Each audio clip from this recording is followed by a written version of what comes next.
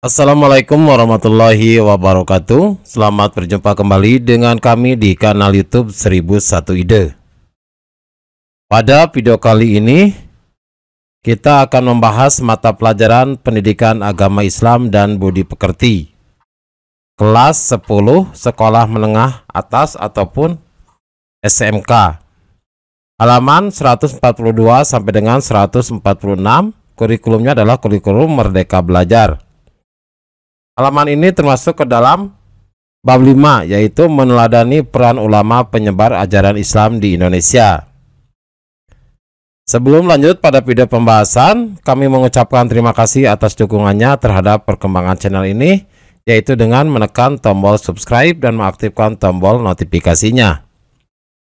Silakan buka bukunya dan perhatikan pada halaman 142 bagian yang kedua, penilaian pengetahuan. Petunjuk yang A, berilah tanda silang pada opsi jawaban A, B, C, D, atau E yang merupakan jawaban yang paling tepat. Yang pertama, kegigihan dan semangat para juru dakwah melalui berbagai saluran islamisasi di Indonesia berperan penting terhadap keberhasilan dakwah di Indonesia. Salah satunya adalah saluran kesenian tradisional. Hal ini dikarenakan titik-titik. Perhatikan pilihannya. Maka jawaban yang tepat adalah B, di mana masyarakat Indonesia menyukai kesenian tradisional.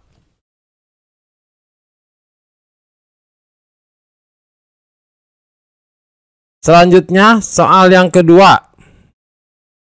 Teori Persia yang disampaikan oleh Profesor Dr. Husein Jayadiningrat mengatakan bahwa Islam masuk dari Persia dan bermazhab Syiah.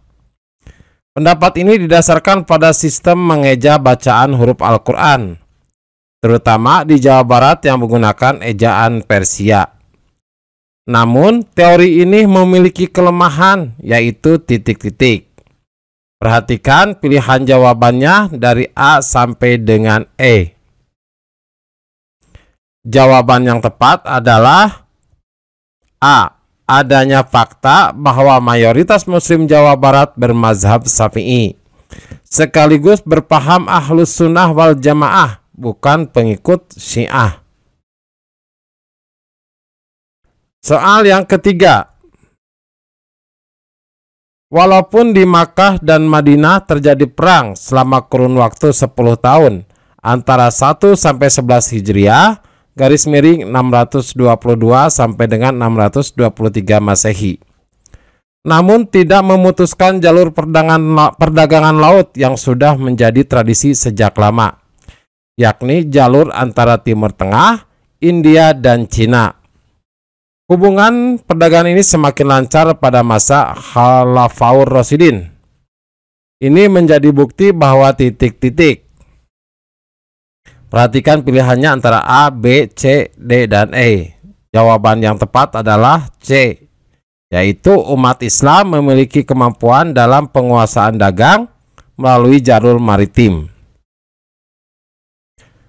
Soal yang keempat. Perhatikan narasi berikut ini. Nama aslinya adalah Murasilu. Murasilu memeluk Islam berkat pertemuannya dengan Syekh Ismail dari Mekah. Semasa berkuasa menjadi sultan, sempat menerima kunjungan dari Marco Polo. Berdasarkan narasi tersebut, tokoh tersebut adalah titik-titik. Pilihannya A. Sultan Ahmad, B. Sultan Alauddin Riayat Shah, C. Sultan Alauddin, D. Sultan Malik Al-Saleh, dan E. Sultan Zainal Abidin. Maka jawabannya adalah yang D. Sultan Malik Al-Saleh.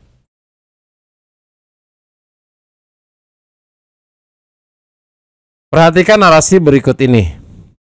Sultan Alauddin Riayat Shah mendatangkan ulama-ulama dari Persia dan India untuk mengajarkan agama Islam di Kesultanan Aceh.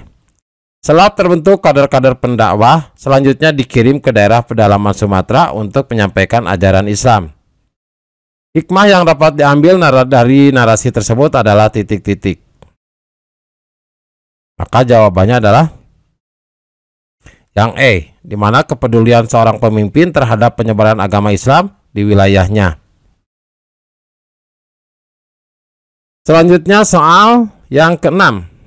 Perhatikan pernyataan berikut ini.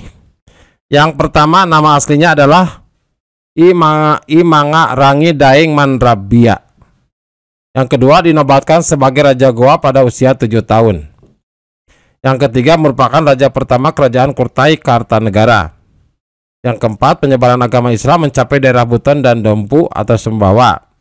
Yang kelima, tokoh menyebar Islam di wilayah kerajaan Ternate. Manakah yang terkait dengan Sultan Alauddin? Nah, ini hubungannya dengan Sultan Alauddin. Maka pernyataan yang benar adalah yang B, 1, 2, dan 4. Di mana Sultan Alauddin itu adalah nama aslinya Imangarangi Daeng Mandrabia. Terus beliau dinobatkan sebagai Raja Goa pada usia 7 tahun. Jadi beliau adalah Raja Goa. Dan yang keempat adalah penyebaran agama Islam mencapai daerah Buton dan Dompu. Dompu itu adalah Sumbawa. Selanjutnya soal yang ketujuh. Perhatikan narasi berikut ini. Ulama penyebar Islam di Indonesia telah menunjukkan sikap bersemangat pantang menyerah, gigih dalam memperjuangkan ajaran Islam. Hambatan dan tantangan bukan untuk ditakuti, tapi diselesaikan dengan cara yang tepat. Berikut ini cara yang tepat dalam menyelesaikan masalah adalah titik-titik. Perhatikan pilihannya antara A, B, C, D, dan E. Maka jawaban yang tepat adalah yang D, di mana untuk menyelesaikan masalah itu adalah harus berusaha sekuat tenaga, berdoa dan bertawakal kepada Allah Subhanahu wa Ta'ala. Selanjutnya soal yang ke-8. Perhatikan narasi berikut ini. Para ulama lebih mengutamakan kelancaran dakwah daripada kepentingan pribadi dan keluarganya. Kesenangan duniawi diabaikan demi keberhasilan dakwah. Medan dakwah yang berat tidak menyurutkan tekad perjuangan dakwah. Mereka optimis mampu melaksanakan tugas dakwah dengan baik.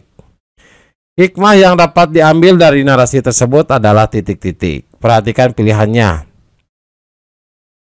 A, B, C, D, atau E. Maka jawaban yang tepat adalah yang E, di mana setiap dai harus selalu optimis dalam melaksanakan dakwah. Soal yang ke-9. Perhatikan Quran Surat At-Taubah ayat 122 berikut ini. Jadi silakan diperhatikan. Di dalam Quran Surat At-Taubah ayat 122 ini jadi menegaskan bahwa harus ada di antara kaum muslim yang menekuni ilmu agama atau tafaquh fiddin. Berikut ini merupakan usaha yang tepat untuk belajar ilmu agama adalah titik-titik. Perhatikan pilihannya dari A sampai dengan E.